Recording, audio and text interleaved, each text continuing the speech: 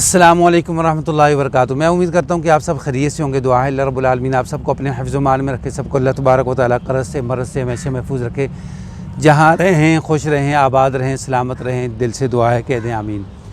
ناظرین، گوجرا کے گاؤں کے اندر ایک واقعہ پیش آتا ہے کہ ایک نوجوان پڑوسی شادی شدہ جو عورت ہے اس کے اوپر جو ہے وہ عاشق ہو جاتا ہے۔ یہ سارا واقعہ جو ہے جب پیش آتا ہے نا تو پورے گوجرا گاؤں کے اندر جو ہے وہ خوف جو ہے وہ پھیل جاتا ہے۔ تو یہ واقعہ کیسے پیش آتا ہے، تو اس کے لیے گزارش ہے کہ چینل پر نیو ہے تو اس کو لائک سبسکرائب شیئر ضرور کریں، بیل کے بٹن کو دبا کے رکھیں تاکہ آنے والا ہر نیا واقعہ نئی سٹوری آپ کو مل سکے۔ رات کا وقت ہے، یعنی آدھی رات گزر جاتی ہے، تو ایک شخص جو ہے وہ ایک گھر کے اندر گھسنے کی کوشش کرتا ہے۔ وہ 2-3 بار دیوار کے اوپر چڑھنے کی کوشش کرتا ہے، بالآخر وہ دیوار کے اوپر چڑھ کے گھر کے اندر گھس جاتا ہے۔ جیسے گھر کے اندر جاتا ہے نا تو اندر ایک کمرے کی لائٹ جل رہی ہوتی ہے، تو وہاں ایک عورت پانی پی رہی ہے، تو یہ فوراً عورت کے اوپر جو ہے وہ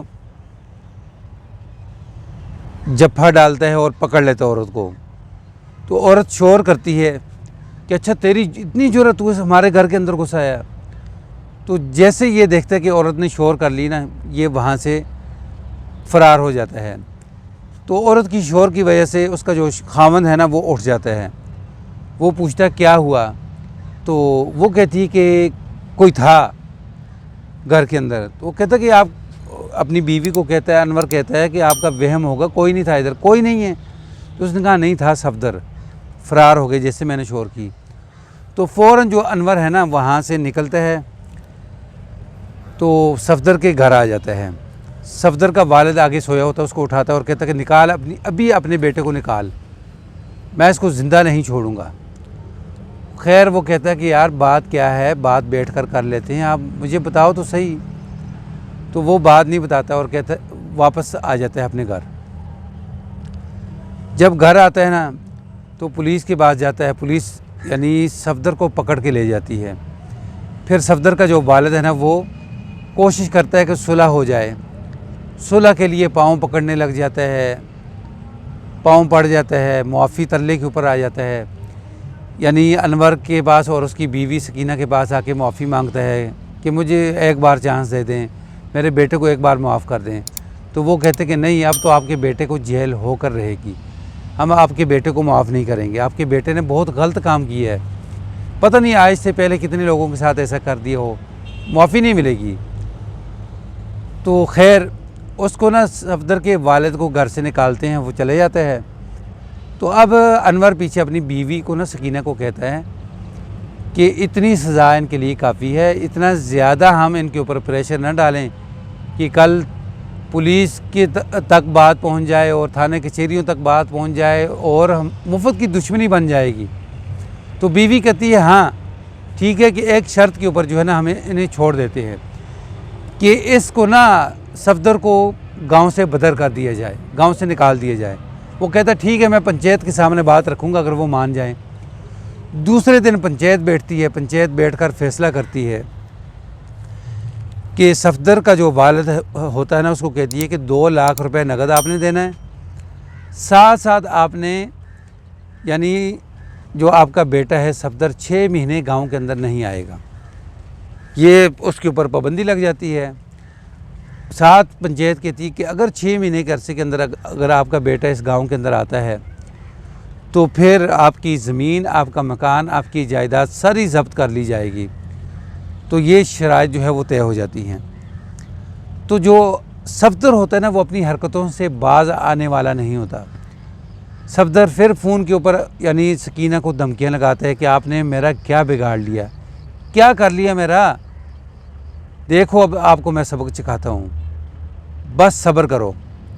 پھر جب دھمکیاں لگاتا ہے نا تو پھر وہ پولیس کے پاس آتے ہیں، تو پولیس پھر اس کو صفدر کو پکڑ لیتی ہے اور تفتیش کرتی ہے تو پھر چھوڑ دیتی ہے۔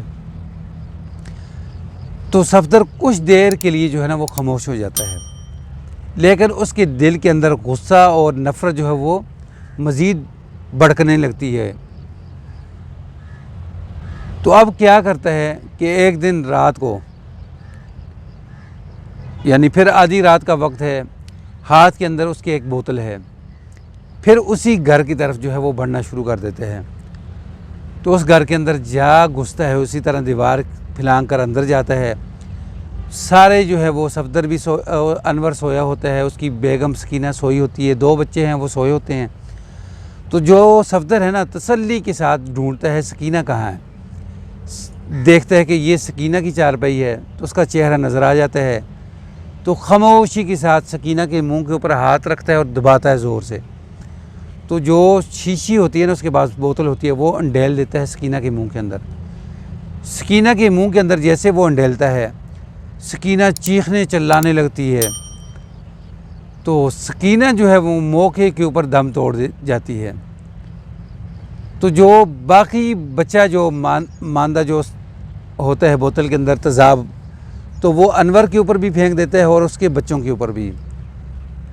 बीवी तो मौके के ऊपर दम तोड़ देती है, लेकिन अनवर और उसके जो बच्चे हैं वो मौत और ज़िंदगी की कश्मकश के अंदर हॉस्पिटल के अंदर पड़े हैं। देखते अब ये हैं कि ये जो अनवर और उसके बच्चे जो हैं, इनको यानी इंसाफ मिलता है या नहीं मिलता, या जिस तरह पहले सफदर को पुलिस पकड़ के ले जाती थी और तफ्तीश करके पैसे लेकर छोड़ देती थी, तो इस मरतबे भी ऐसे होता है या उनको इंसाफ मिलता है। नाज़रीन, ये वाक़यात जो हैं ये हमारे लिए सबक के तौर पर होते हैं। ये हमारे लिए बहुत बड़े सबक होते हैं कि हमारे भी अगर नौजवान बच्चे जो हैं मौजूद हैं जिनकी शादी नहीं हुई, तो उनके वालिदैन को चाहिए उनकी टाइम के ऊपर शादी कर दें, ताकि बाद में आने वाले जो मसले मसाइल जो परेशानियां बनती हैं उनसे बचा जा सके।